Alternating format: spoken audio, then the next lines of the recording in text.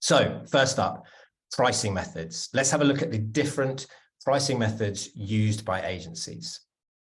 So first up, it won't surprise you to know that 4 out of 5 agencies used fixed pricing, which is where a client agrees a scope of work up front, including a fixed fee.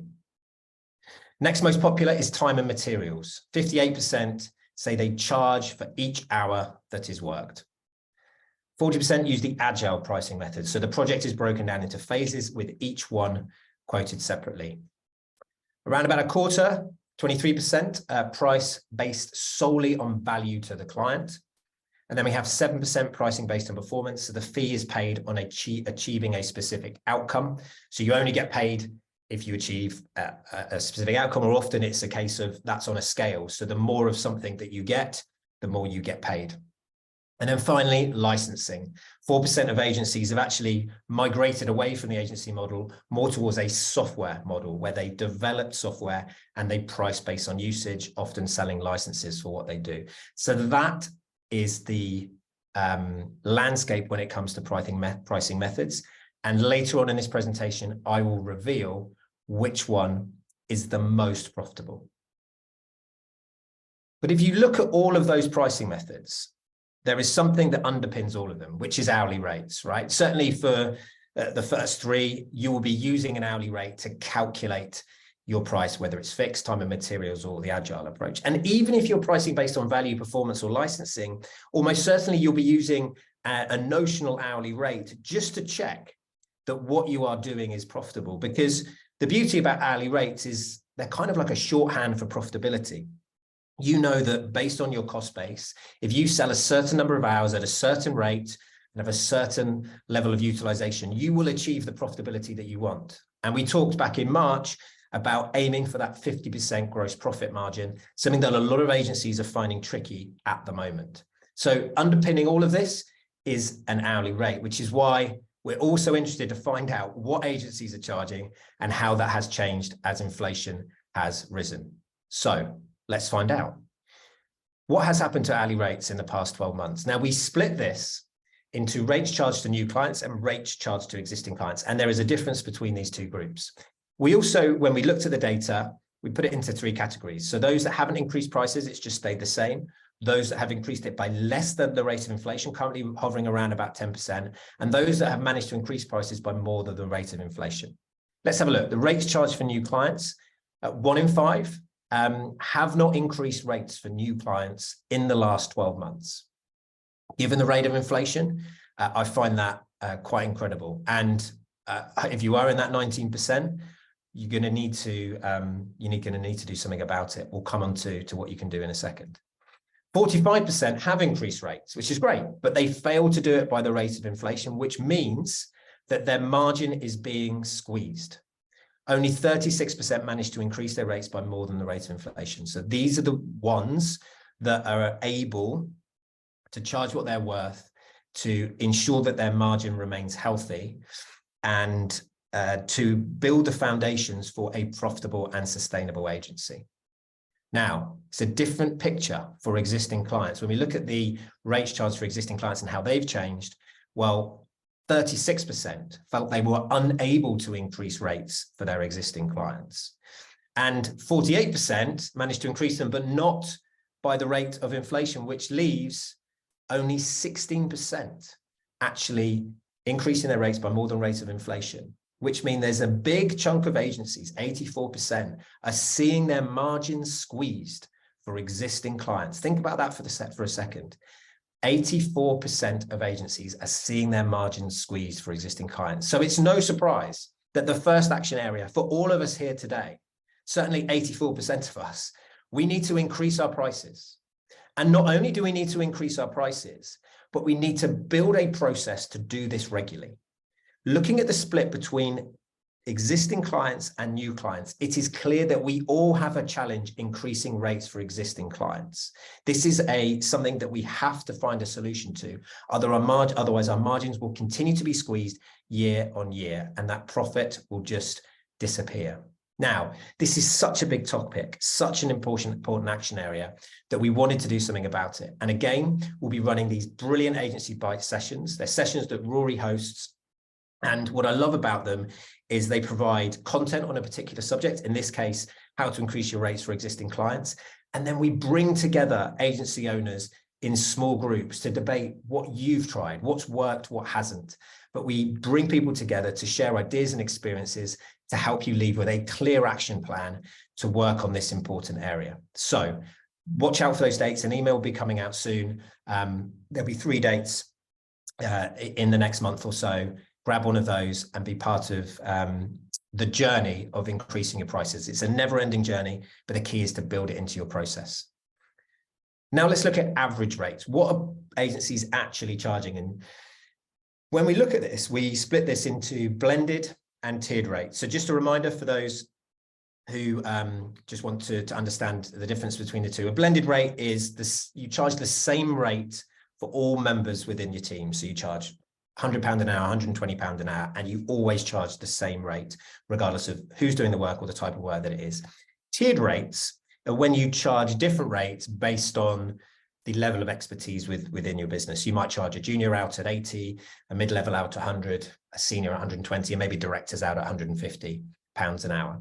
So blended versus tier rates, we've got data on both of them. And when we look at average blended rates, this is what the data is telling us. Actually, before we do that, let's have a little bit of fun. What do you think the average blended rate is here in the UK? If you go to the chat and just type in an amount, let's see what we're all thinking.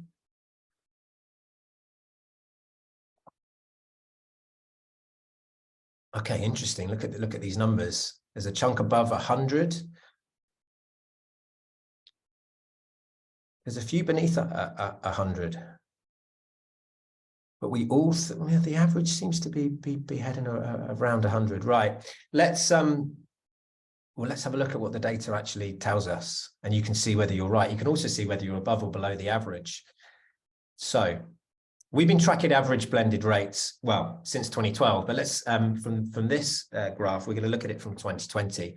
And in particular, when you think of two things, the backdrop is obviously COVID, and the backdrop is high rates of inflation in this period. So the first thing to say is the average blended rate is different for small and large agencies. So agencies above $1 million in 2020 had an average blended rate of 100, and for agencies under $1 million, it was £80 an hour. That rose to 103 and 86, to 105 and 89. And the current averages for hourly rates for agencies here in the UK are £108 an hour for agencies above $1 million fee income, and £93 an hour for agencies under $1 million fee income. When you look at the percentage increase from 2022 to 2023, it is small, 2.9%. for the larger agencies, 4.5% for the smaller ones. You will notice that both these figures are well beneath the rate of inflation, well beneath the rates of increase that you are paying your staff, and indeed all of your other costs are going up. And therefore it's no surprise when looking at this data once again that margins have been squeezed, the gross profit percentage is down. Here is a huge clue as to why. Let's look at blended rates in more detail. For £1 million plus agencies, it's split into these categories. And you can see this year, for the first time, we started to label some of the charts. So it was really clear how everyone was performing. You're below average. If you have a blended rate of £100 or less, you're below average. Then we've got a chunk sort of sitting between 100 and 115. You're in good hourly rate if you're between 116 and 130. And the top performing agencies, top 11%, are £131 an hour or more. Have a think about where you sit on that chart. For the smaller agencies, very similar picture. The only difference is everything just drops down by £10 an hour. So £90 an hour or less is your below average, and then the top performing is £121 an hour or more. Now, remember those figures: 131 to be top performing for the £1 million plus, £121 an hour for the agencies under $1 million. Let's compare that to tiered rates. Now, 55% of £1 million plus agencies use tiered rates. 32% of agencies under $1 million use tiered rates. This has increased since the last time we completed this study, and I sense that the next time we ask this question, that number will have risen again. especially when you look at what these agencies are charging. So tiered hourly rates for £1 million plus agencies. We split out the data into junior, mid-level, senior, and director. And we looked at both the average hourly rate for each of those and also the top 10%. And the way we calculated the top 10% was we simply listed the rates charged by all respondents, put them in order, and then averaged the top 10% of those rates charged. So of the 614 agencies, we took the top 61, and it was the average of those 61 that got us those figures, just so you know exactly how we calculated it. So the average for juniors was £80.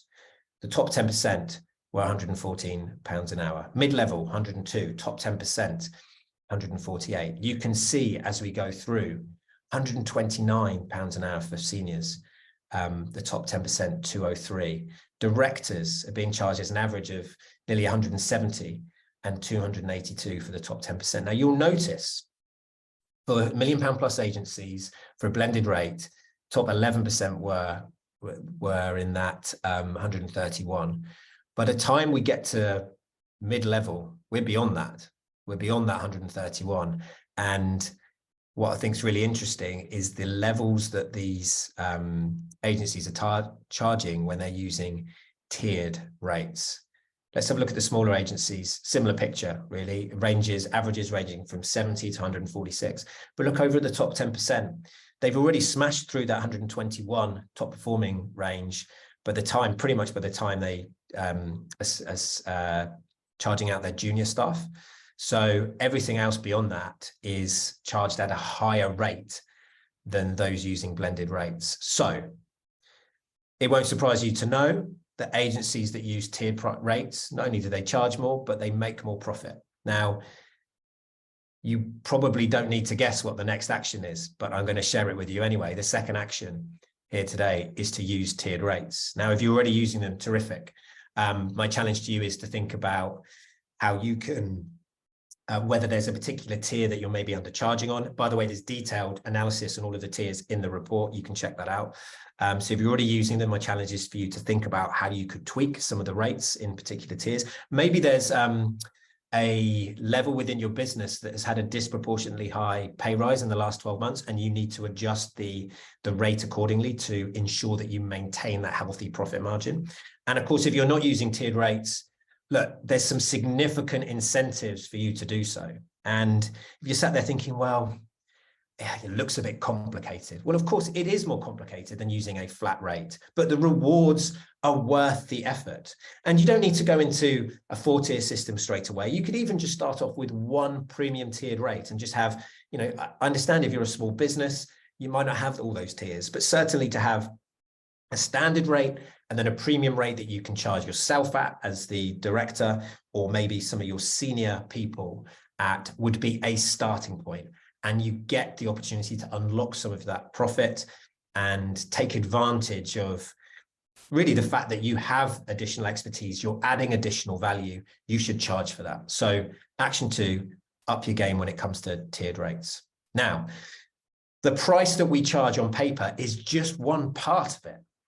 The price that we the client ends up paying is far more important. And the price that the client ends up paying is obviously heavily influenced by the amount of discounting. So let's explore what agencies are giving away and the impact that this has. So we asked a very simple question. Do you discount without reducing the scope of work? Now, the good news is that 69% say they rarely or never do this, which is great. But 31% are doing this either often or always. And when you look at those two groups, and we look again at the group that never or rarely discount, so agencies that rarely or never discount, well, they hold more cash, they make more profit, and they feel less anxious. Of course they do. They're making more profit, and as a result, they're holding less cash because they're giving away less discount, so they don't feel so anxious right now. And if you needed a bigger incentive to join that group, so that 31% that are currently always and often giving discounts away, how can you move into this other group to ensure you hold more cash, make more profit, and feel less anxious?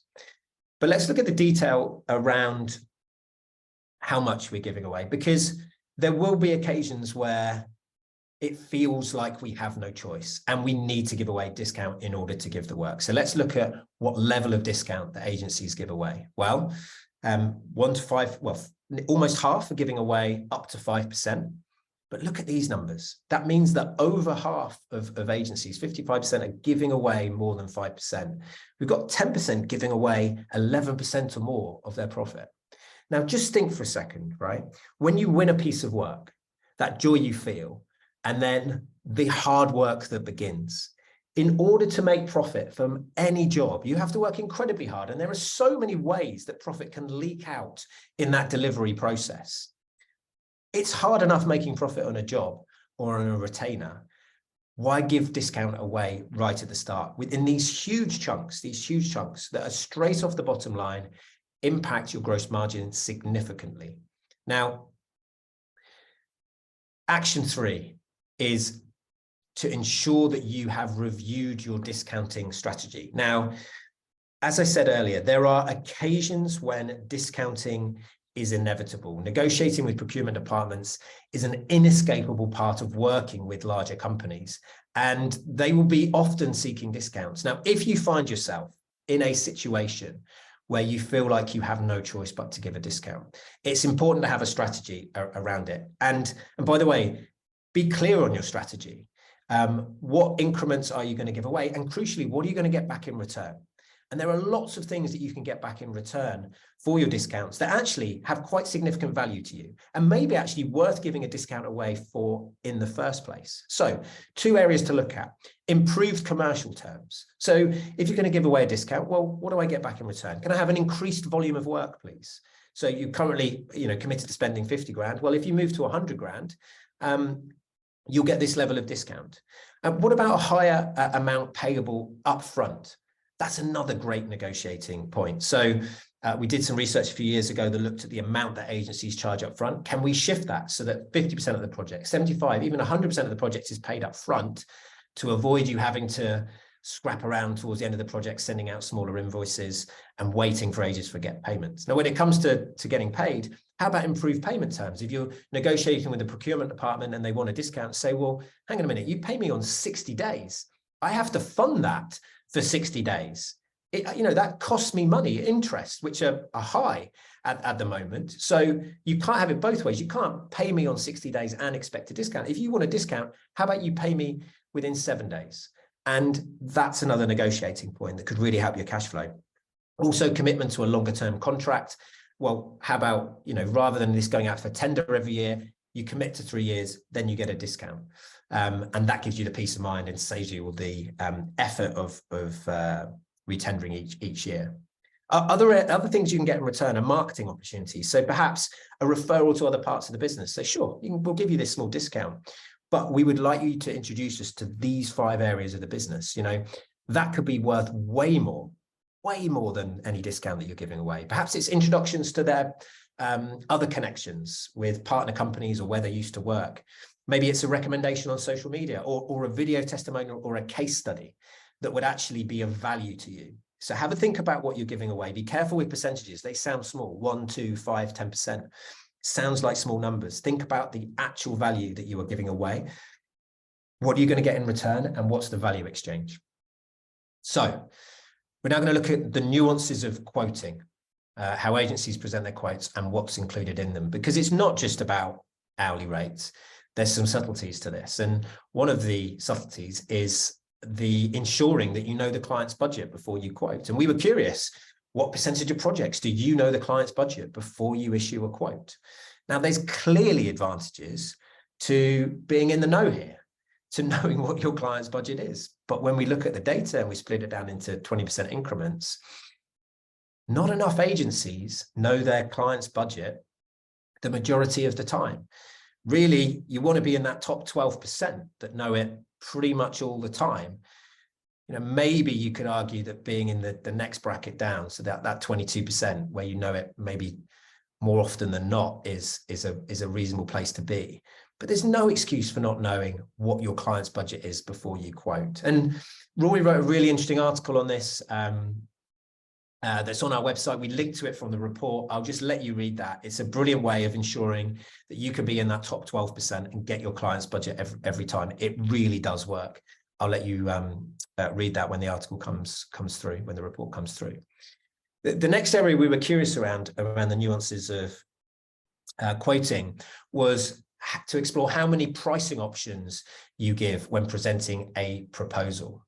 So I've long been an advocate of sharing more than one pricing option because it gives the client the opportunity to compare your prices, gives you the opportunity to position different options favorably, and avoids the situation where they have to go and get another quote to compare.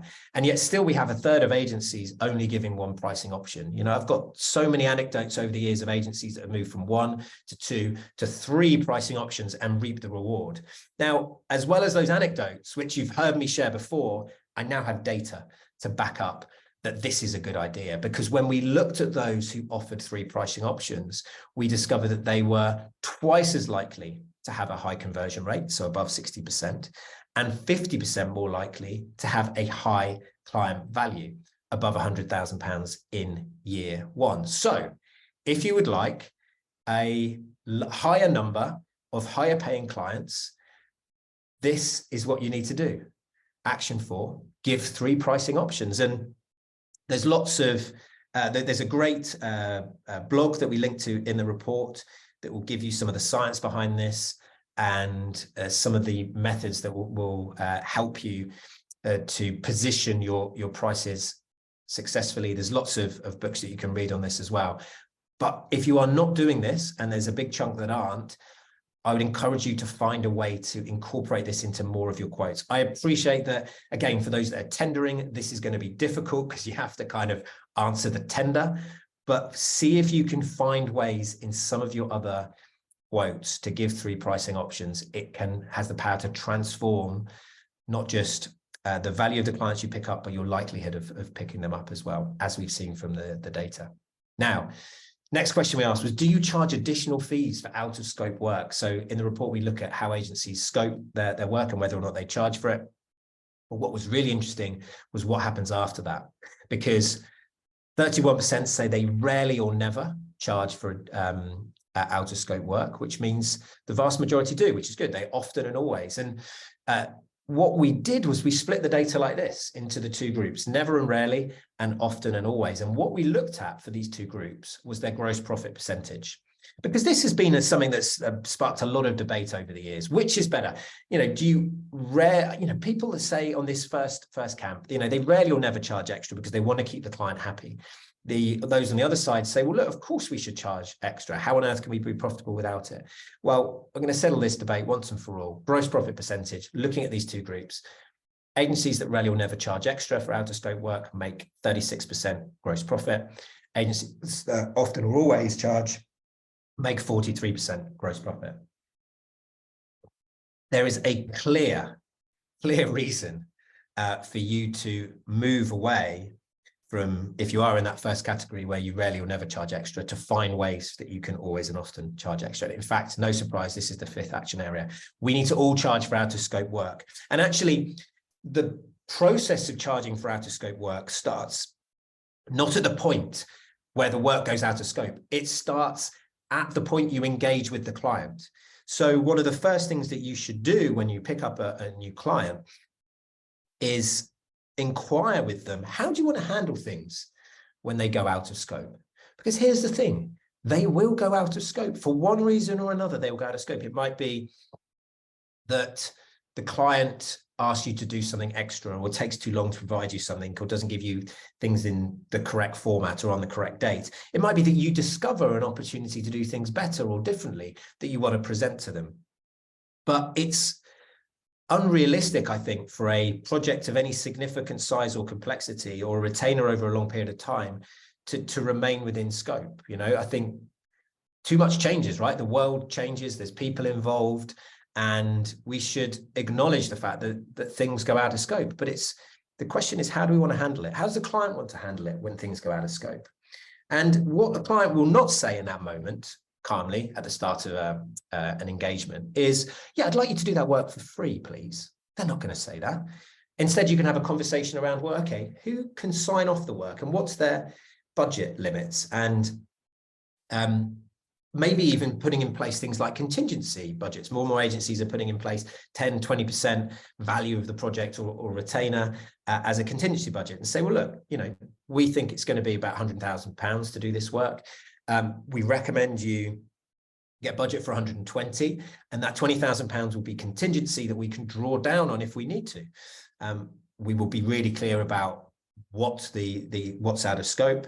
We'll be really clear about the benefits that bring, and then you can make a decision about whether you want to do it. So I think acknowledging at the outset, coming up with a methodology, making sure that you're really clear in your scope, you know, simple things like how many rounds of amends there are and what happens if we go beyond that, and think about all of the projects that you've done and where are the pain points, where are the things that often go out of scope, and how you can address these right at the outset. I think it's a really smart move, but we've got to find a way to do this better, because, you know, that 36% to 43%, there's some significant reasons that it's worth getting this right.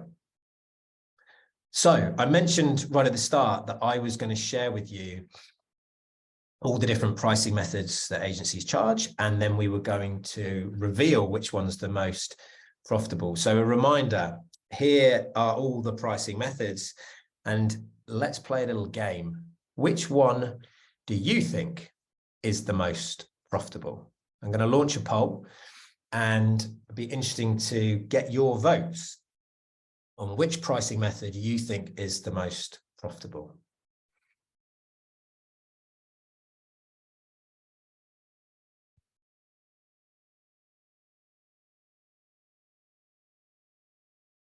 Okay, just going to give you another moment to place your votes. We're nearly there.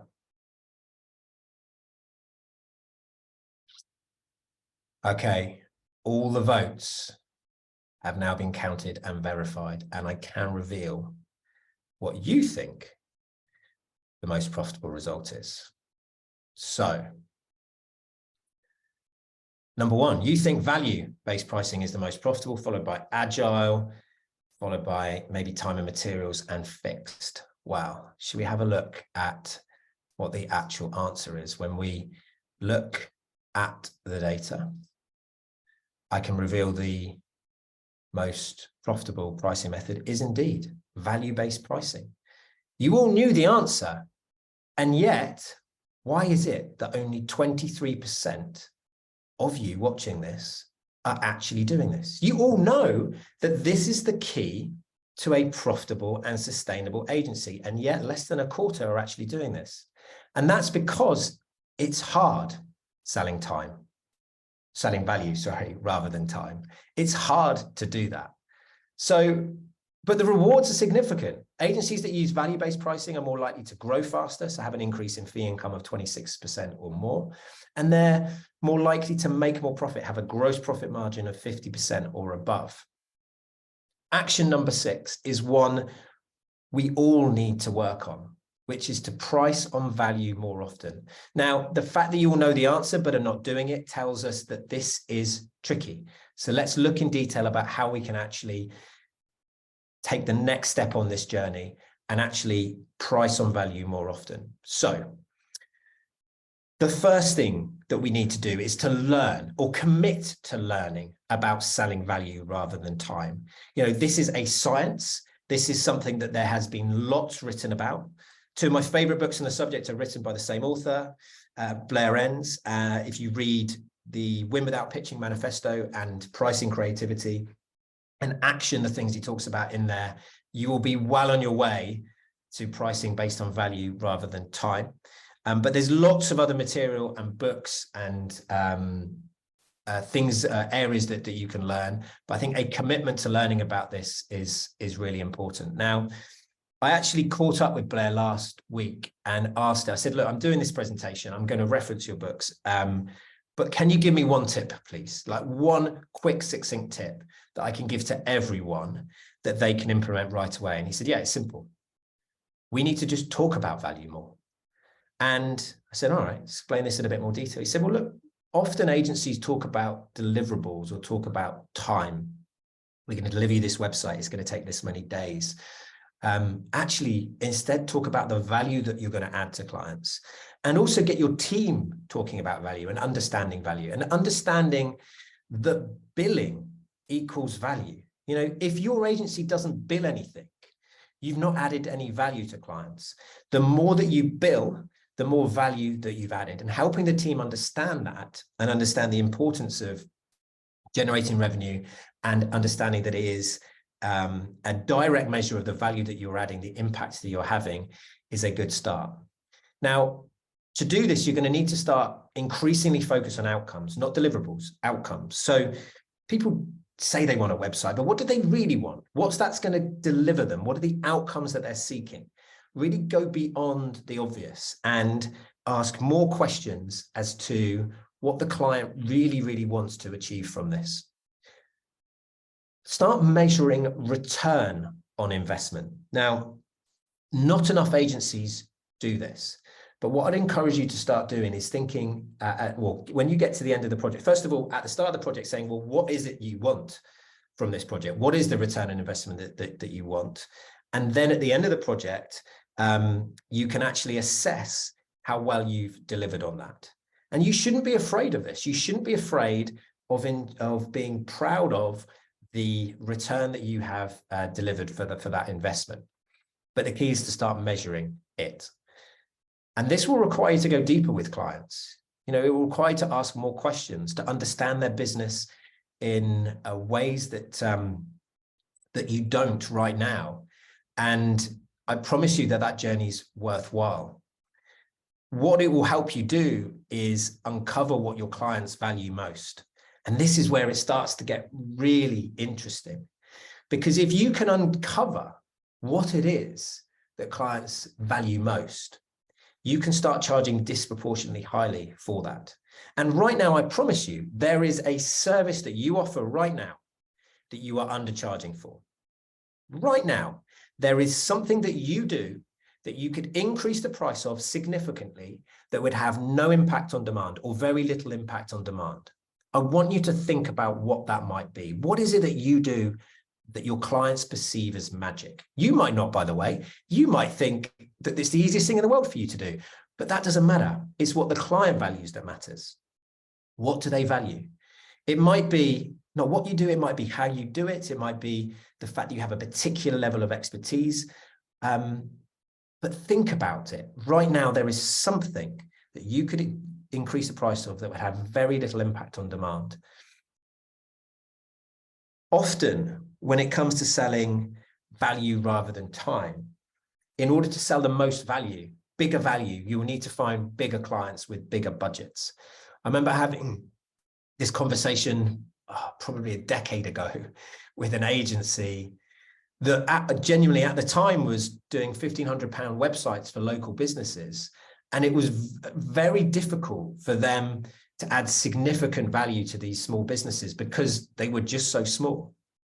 And they set off on a journey to focus on working with bigger clients with bigger budgets. And what they did was they focused on a particular skill set they had. They focused on internal comms because that was something that they were brilliant at. And it didn't take long for them to pick up brands we all know, bigger clients, bigger budgets. And you think how some of those bigger clients, what £1,500 means to them versus what that £1,500 means to a small business. I'd encourage you all to think bigger when it comes to value. And to go on this journey of being the best in the world. And I make no apologies for yet again bringing this up. And if you've been on my previous webinars and you're thinking, oh, I've heard this before. Well, you may have heard it before, but how are you doing on that journey? If you've read the book Blue Ocean Strategy, it talks about finding a place where no competition exists. And if you are the best in the world, you can charge what you want. If you are a generalist, if you do the same stuff as everyone else, you're going to find it very difficult to charge based on value. You just simply are, because what value additionally adding to the person down the road who does a very similar thing? Where you can narrow your focus by focusing on a particular type of business, so a niche, and narrow your focus by specialism, by what you do. So you do something specialist for a particular group, You have the opportunity to go on this journey to being the best of the world at something. And the more you narrow your focus, the less competition there is. And the less competition there is, the more opportunities you have to charge truly based on value, because you're the only ones to be able to deliver this. And I just encourage you all to just keep thinking about how you can take the next step on this journey.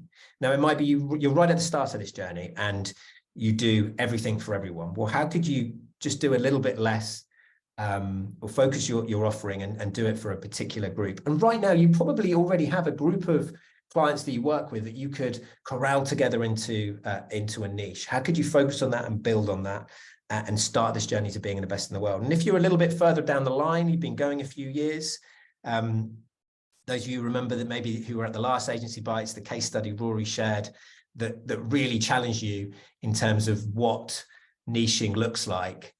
Just think about what the next step on the journey is for you. The rewards are worth it. Ultimately, what this is all about is demonstrating our value. So once we start talking about value and then uncovering it with our clients, building those case studies around return on investment, that gives us the opportunity to clearly demonstrate it. We are the best in the world at this. And here is the evidence. This is how we will add value to your business. All of the time talking about value, all of the time demonstrating value very, very, very clearly through the case studies, through the return on investment analysis that you've done. And all of this will build your confidence. Imagine walking in to a situation with clients and saying, hey, we're the best in the world at this. And here's the proof. Here's how we're going to add loads of value to your business. This is what we're going to charge you. That is the conversation that we all need to be having with clients. Now, I appreciate that there is a journey to go on, but start that journey, do your learning, and commit to going on that journey, because it will lead you to a better place. Now, final point I want to make on this is you will not be able to price every project based on value. Even if you're really good at this, you simply won't be able to, because there'll be certain clients that it won't be appropriate for. There'll be certain procurement processes that simply won't allow you to do this. However, right now, less than a quarter of us are doing this. So we need to raise that bar. And I promise you that the quarter that are doing it are not doing it for every client as well. What we need to do is just find a way to do this more often, just a little more often than we are doing at the moment, and building our confidence and learning and growing in that process. And I promise you, if you do this, if you commit to doing this for the next 12 months, you will be in a much better situation in 12 months' time, and you will see that in the bottom line of your business. So good luck on that journey.